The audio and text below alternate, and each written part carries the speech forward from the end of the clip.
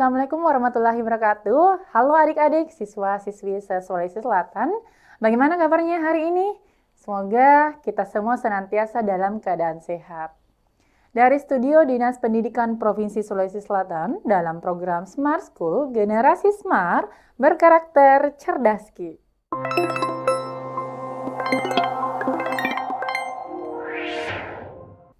Baik adik-adik, kembali lagi bersama saya, Kak Nisma, yang sebelumnya kita sudah pernah ketemu ya, untuk pertemuan terkait infografik tokoh.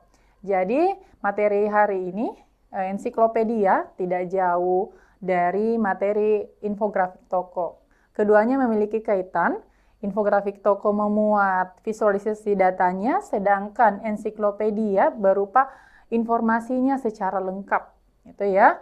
Nah, untuk secara lengkapnya kita bahas satu persatu. Ensiklopedia merupakan buku yang berisi kumpulan informasi lengkap dan mendasar tentang ilmu pengetahuan, boleh seni, dan teknologi. Jadi boleh ketiga ini, ya. Boleh seni, teknologi, dan ilmu pengetahuan. Kemudian, ensiklopedia juga bisa didefinisikan sebagai karya referensi yang disusun berdasarkan fakta, hal-hal yang benar-benar terjadi, yang benar-benar ada, dan datanya harus bersifat objektif sesuai dengan hal yang terjadi, sesuai dengan hal yang ada misalnya. Kemudian, ensiklopedia yang harus adik-adik tahu ini bisa berupa buku bercetak atau tercetak dan elektronik. Nah, elektroniknya itu bisa adik-adik akses melalui daring. Ini ya, untuk bentuk dari ensiklopedia bisa berupa buku tercetak dan elektronik. Oke, kita next ke selanjutnya. Nah, ini ada contoh dari ensiklopedia, yaitu Ensiklopedia Sastrawan Indonesia. Nah, apa sih yang ada di dalam Ensiklopedia Sastrawan Indonesia? Nah, yang pertama ada pengarangnya, ada karya sastra apa saja yang diciptakan, kemudian ada media penyebar atau penerbit sastranya, kemudian memuat juga hadiah atau sayembara sastra, dan memuat juga lembaga sastra, serta gejala sastra. Jadi, setiap ensiklopedia itu seperti tadi, ensiklopedia di bidang seni, teknologi, ataupun ilmu pengetahuan memiliki masing-masing dari isinya. Seperti ini contohnya, Ensiklopedia Sastrawan Indonesia, ada beberapa hal yang dimuat di dalamnya. Nah, ensiklopedia biasanya diurutkan ya dari abjad, berdasarkan abjad A, B, C, D. Ya. Jadi, memudahkan adik-adik untuk mencari informasi misalnya dari toko A misalnya, atau toko B, jadi gampang, gitu ya. Kemudian, berikut contoh dari tokoh sastrawan Indonesia, yaitu Chairil Anwar, itu pada tahun 1922 sampai 1949 ya. Nah, di sini ada tokoh Chairil Anwar. Ini boleh adik-adik baca, hanya 2 paragraf. Kemudian ada tugas yang perlu coba kita kerjakan. Soal yang pertama itu pertanyaannya, mengapa Chairil Anwar dianggap sebagai pelopor puisi modern Indonesia? Kata kuncinya adalah pelopor puisi modern Indonesia.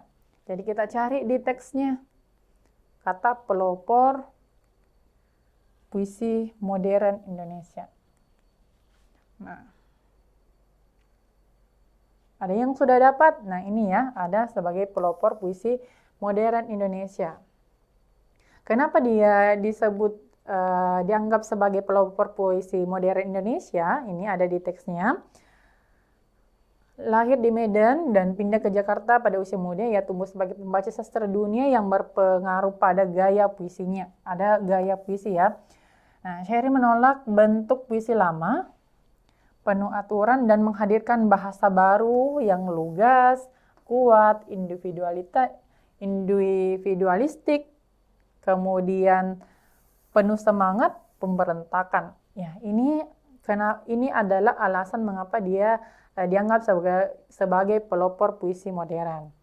Nah, itu ya adik-adik harus dicari dulu kata kuncinya.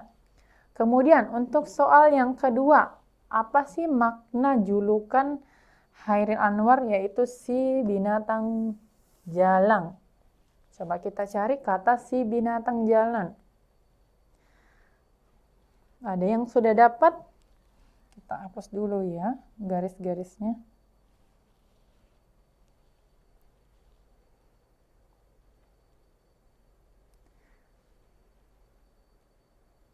Ada yang sudah dapat? Nah, ini ya, ada di paragraf ke-2. Boleh ditandai dulu.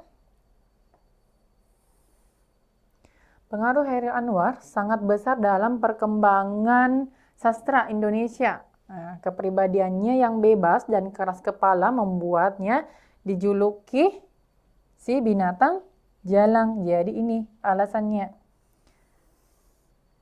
Kepribadiannya yang bebas dan keras kepala. Ini jawaban untuk soal yang kedua. Ya, jadi gitu ya caranya.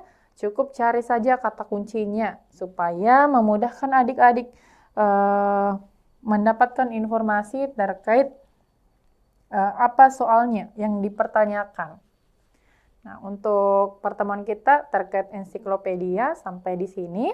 Dan untuk tugasnya boleh adik-adik kerjakan di room yang sudah disediakan ya. Sekian, terima kasih, sampai jumpa.